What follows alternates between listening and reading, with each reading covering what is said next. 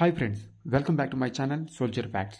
ఈ రోజు అయితే మనం మ్యాప్ రీడింగ్ సబ్జెక్ట్లో రిలీఫ్ని రిప్రజెంట్ చేసే మెథడ్స్ గురించి అయితే మనం నేర్చుకుందాం. ఇంతకుముందు అయితే వీడియోస్లో రిలీఫ్ అంటే ఏంటి, రిలీఫ్ని రిప్రజెంట్ చేసే మెథడ్స్లో స్పాట్ హైట్, బెంచ్ మార్క్ గురించి అయితే నేర్చుకుందాం. ఈ వీడియోలో ట్రిగ్ హైట్ గురించి అయితే మనం నేర్చుకుందాం.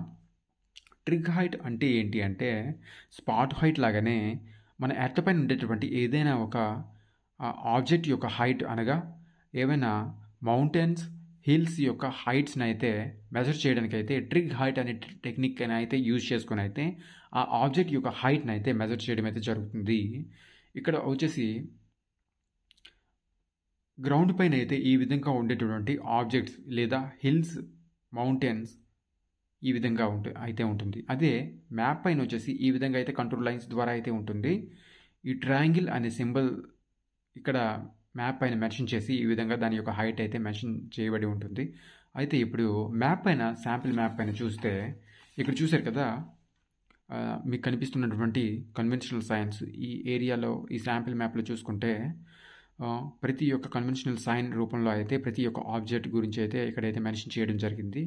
ఇక్కడ చూసుకుంటే హిల్స్ యొక్క హైట్ను వచ్చేసి ఈ కంటూర్ లైన్స్ ద్వారా అయితే ఈ విధంగా అయితే చూపించడం జరిగింది. ఇక్కడ చూస్తే మనకి ట్రిగ్ హైట్ అంటే ఏంటి అంటే ఇక్కడ చూసారు కదా, ఇక్కడ ఓన్లీ సింగిల్ హిల్ మాత్రమే ఉంది. ఈ మౌంటైన్ యొక్క హైట్ వచ్చేసి 481 మీటర్స్. అయితే ఇక్కడ దీని చుట్టుపక్కల ఎటువంటి ఆబ్జెక్ట్స్ లేదా ఎటువంటి మౌంటైన్స్ లేవు కాబట్టి ఇది అయితే దీని హైట్ వచ్చేసి సింపుల్గా అయితే ఈ విధంగా రాయబడి ఉంటుంది. అదే చుట్టుపక్కల ప్రాంతాల్లో దగ్గరగా ఆ మౌంటైన్స్ ఉంటే అయితే ఆ మౌంటైన్స్ యొక్క యావరేజ్ హైట్ని అయితే మెజర్ చేసి ట్రిగనోమెట్రికల్ సిస్టమ్ ద్వారా ఈ 2-3 ఆబ్జెక్ట్స్, అదే ఆ మౌంటైన్స్ యొక్క హైట్ని అయితే యావరేజ్ చేసుకుని అయితే ఒక ట్రయాంగిల్ సింబల్ మ్యాప్ పైన రిప్రజెంట్ చేసి దాని పక్కన అయితే దాని యొక్క హైట్ అనేది మెన్షన్ చేయబడి అయితే ఉంటుంది.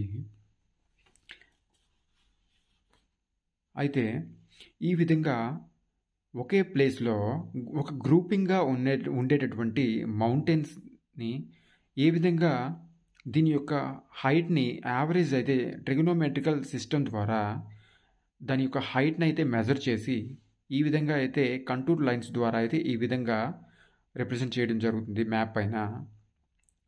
ఇక్కడ చూశారు కదా, ఈ కంటూర్ లైన్స్ ఇనీషియల్ స్టేజ్లో ఎంత దూరంగా ఉంటే ఈ యొక్క మౌంటైన్స్ని క్లైంబ్ చేయడం అంత ఈజీ అని చెప్పొచ్చు.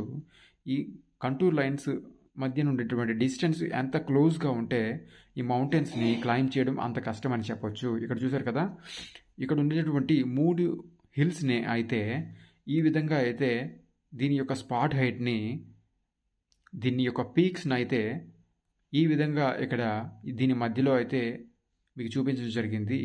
ఈ మిడిల్లో ఉండేటువంటి ఈ భాగం అయితే పీక్ అని అయితే చెప్పొచ్చు, అదే స్పాట్ హైట్ అండి.